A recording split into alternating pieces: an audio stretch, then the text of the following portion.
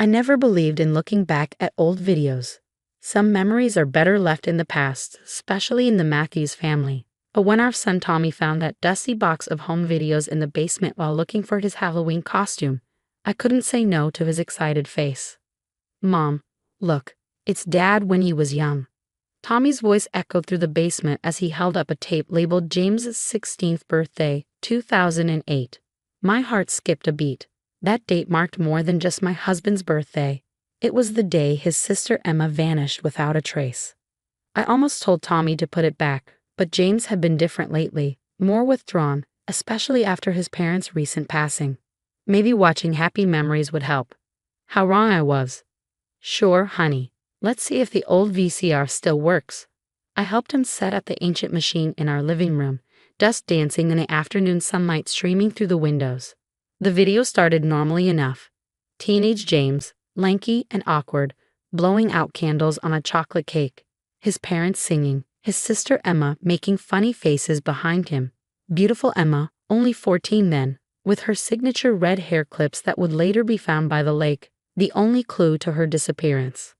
That's when the first glitch happened. The screen flickered, static cutting through the happy scene. Tommy groaned, "Mom, it's broken." "It's just old, sweetie. These tapes, sometimes." I stopped mid-sentence. When the picture cleared, something felt off. The party scene resumed, but the timestamp in the corner was jumping erratically between 3:15 p.m. and 3:33 p.m. Tommy, with his child's curiosity, kept rewinding and playing that section. "Look, Mom, it keeps doing the weird thing." I was about to stop him when he managed to pause it perfectly between glitches. The image froze, and my blood ran cold. There, in the background, barely visible through the kitchen doorway, stood a figure. Not one of the party guests. This person was dressed in dark clothing, partially hidden behind the doorframe. They were holding something. A photograph. "Tommy, go get ready for dinner," I managed to say, trying to keep my voice steady. "But Mom." "Now please." Once he left, I moved closer to the TV, my hands shaking as I tried to make out the details. The photograph in the figure's hands, it showed Emma, but not Emma from the party. It was Emma from the day she disappeared, wearing the same blue dress she was last seen in. That was impossible. This video was from hours before she went missing. I grabbed my phone, fingers trembling as I took pictures of the frozen frame. James needed to see this. But as I stepped back, something else caught my eye. On the kitchen counter, barely visible in the frame, was a newspaper. The date shown wasn't from 2008. It was tomorrow's date. My phone slipped from my grip, clattering to the floor. The sound must have triggered something in the old VCR because the tape suddenly started playing again, fast-forwarding on its own. Through the static and jumping images, I caught glimpses. Emma walking out the back door, the dark figure moving through different frames, and James, young James, looking directly at the camera with an expression I'd never seen before. Fear? Guilt? The tape abruptly stopped, ejecting itself with a mechanical screech. The TV screen went black, but not before displaying one final frame. A message typed across the screen in green text. 15 years is long enough. Time to tell the truth. I heard James's car pulling into the driveway. How would I tell him what I found? He'd spent years in therapy dealing with the guilt of his sister's disappearance. The last person to see her alive, though he'd always claimed he couldn't remember anything from that evening after the party.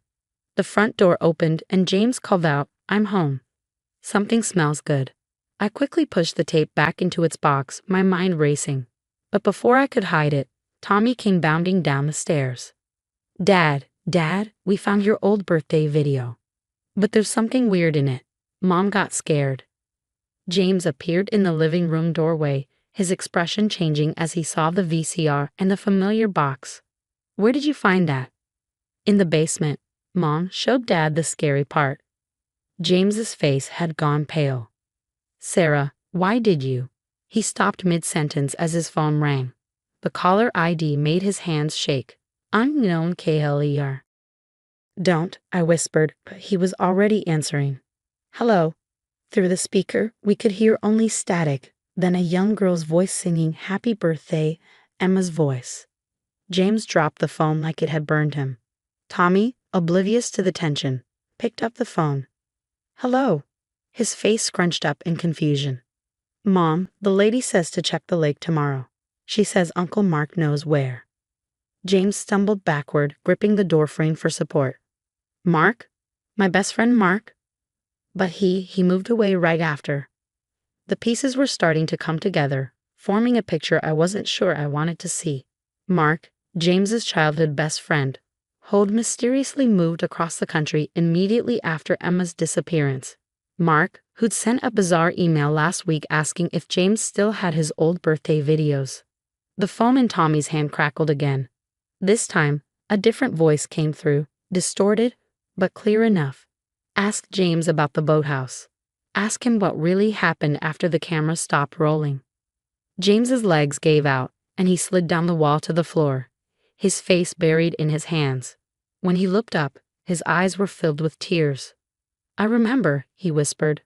Oh God, I remember everything. The lights in our house flickered, and the VCR suddenly whirred to life again, even though the tape was back in its box. On a TV screen, static cleared to show the lake behind the Matthews' old house. The timestamp read 3:33 p.m., but the date showed tomorrow. James, I said carefully, moving Tommy behind me. What happened in the boathouse? Before he could answer, his phone chimed with a text. It was from Mark's number, but the message made my skin crawl. Time's up, James. Either you tell them, or I will. Meet me at the lake tomorrow at 3:33. Bring the tape. Emma wants to come home. The drive to my in-laws' old lake house the next day felt like a journey through a nightmare. I'd sent Tommy to stay with my sister, despite his protests.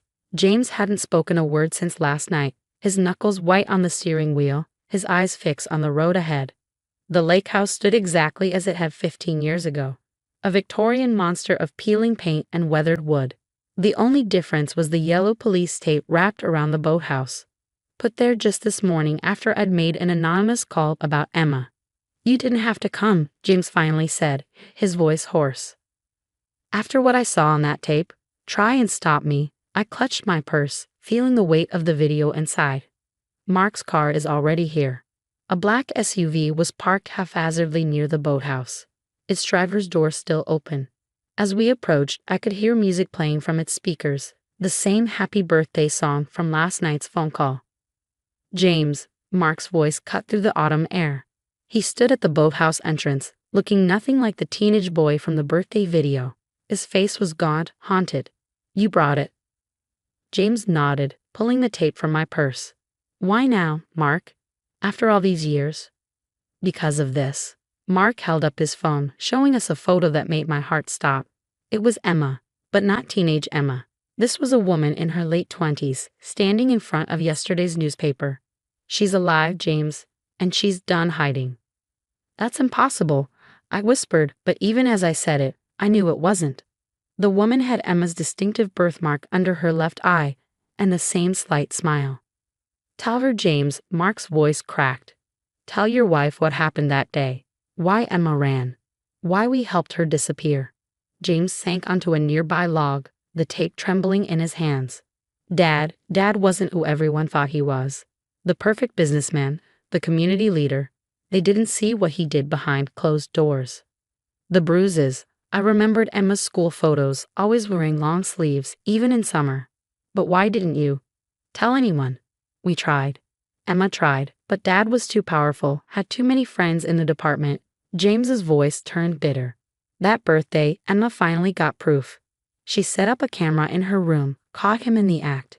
It's all on this tape, after the party footage. Mark stepped forward. We had a plan. Stage her disappearance. Get her somewhere safe. But something went wrong. Dad caught me copying the tape, James continued, tears streaming now. He came at me with. I thought he was going to kill me. Emma jumped between us. There was a struggle. She pushed him hard. He fell, hit his head on the boathouse dock. We thought he was dead. Mark's hands were shaking as he lit a cigarette. Emma was hysterical. I got her out of there, sent her to my aunt in Canada, but when we came back later, Dad was gone, James finished, just blood on the dock. He must have stumbled back to the house, told everyone Emma had run away, created this whole story about troubled teens and family shame. And we were too scared to say anything else. A twig snapped behind us. We all turned to see a woman emerging from the trees. Her red hair was shorter now, but those eyes. I'd seen them in dozens of missing person posters. "Hello, big brother." Emma's voice was exactly like the recording, just older, tired. "You got my messages." James stumbled forward, but Emma held up her hand to stop him. "Not yet. First, we need to finish this. Dad's dead now, but his lies are still living. Still hurting people." "The police tape," I realized. "You called them too?" She nodded. "They're reopening the case. The original detective retired, but the new one, she actually listens, and she's very interested in what's under those floorboards." "What?" James turned sharply toward the boathouse. "Dad didn't make it back to the house that day." Emma's eyes were cold. "Mark and I saw him trying, stumbling, bleeding. But he collapsed right there." She pointed to the boathouse entrance. "We were going to call for help, but then we saw the tape in his hand. He'd taken it from your room, and we just waited. Watched him die." Mark dropped his cigarette, crushing it under his boot. "We buried him under the floorboards. Figure he'd be found eventually." But then James's mom convinced everyone Emma had run away, that she'd been troubled, violent. The police barely looked. "And you let me believe, for 15 years. James's voice was strangled. "Every birthday, watching Mom waste away from grief. You were safer not knowing." Emma stepped closer. "We all were. But now Mom's gone too." And that detective found something in Dad's old files. Turns out Emma Matthews wasn't his first victim. There were others, going back decades. Girls who ran away, who had accidents. A siren wailed in the distance. Emma smiled grimly. "Right on time. The detective is bringing a forensics team. They'll find him, James. And with this tape, my testimony, and the evidence in his files, the truth finally comes out." "But you'll go to jail," James protested. "Both of you." "Maybe," Mark shrugged.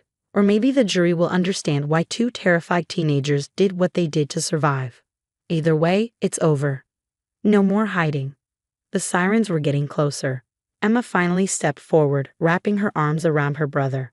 "I'm sorry," she whispered. "I'm so sorry I left you alone with this." James broke down, clutching his sister as 15 years of guilt and grief poured out. I watched them, finally understanding why our son's room had always been painted blue, Emma's favorite color. Why James never celebrated his birthday. Why he'd wake up screaming about the boathouse. Police cars crested the hill, lights flashing. As officers approached, Emma pulled away from James and squared her shoulders.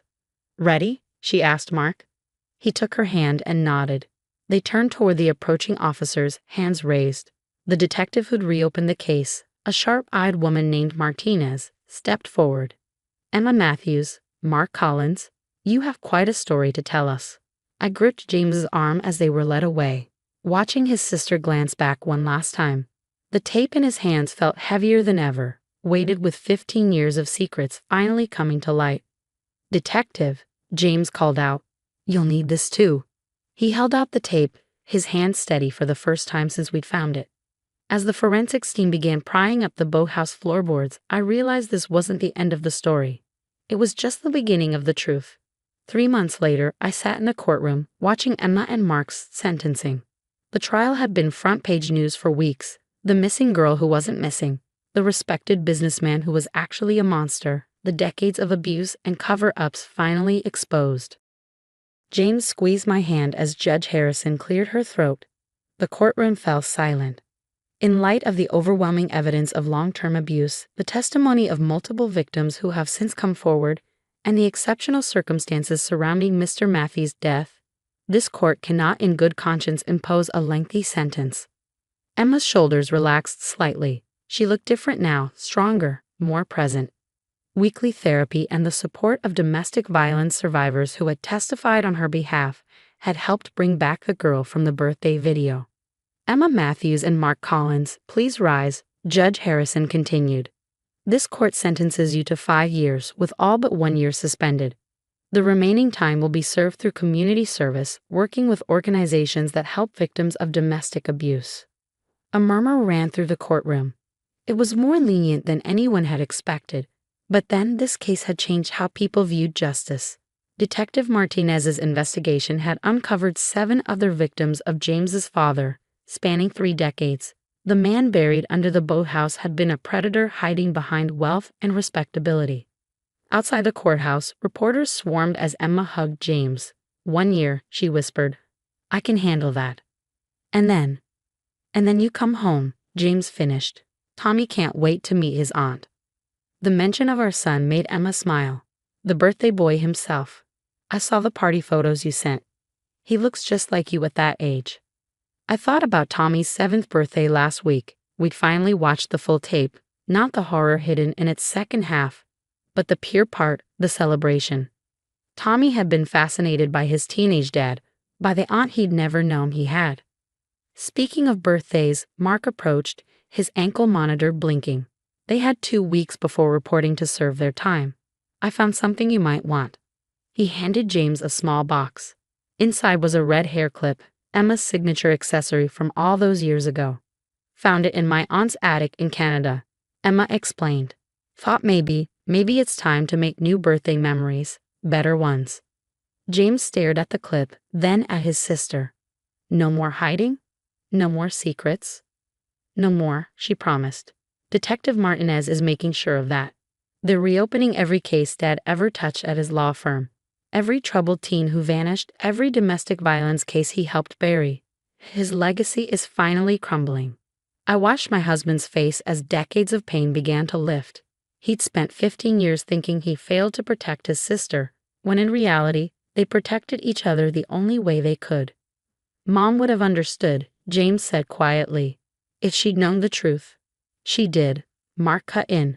At the end, that's why she sent me that email last month, the one that made me finally come forward. She found Dad's hidden files while cleaning out the house. She died knowing the truth, James, and she was proud of you both. The revelation hit James hard. He carried so much guilt about their mother's decline, her endless grief over Emma's disappearance. Knowing she discovered the truth before passing brought visible relief to his face. Tommy's voice cut through the moment. Dad, Aunt Emma. He ran up from where my sister had been watching him, launching himself at his long-lost aunt. Emma caught him, tears streaming. Hey, birthday boy. Want to hear a secret? Your dad was just as huggy at your age. Really? Tommy looked skeptical. But Dad hates hugs. Not anymore. James scooped up our son, pulling Emma and me into a group embrace. Even Mark joined in, awkward but smiling. Later that night, after Tommy was asleep, James and I sat watching home videos, new ones, happy ones. Emma and Tommy baking cookies, Mark teaching our son magic tricks.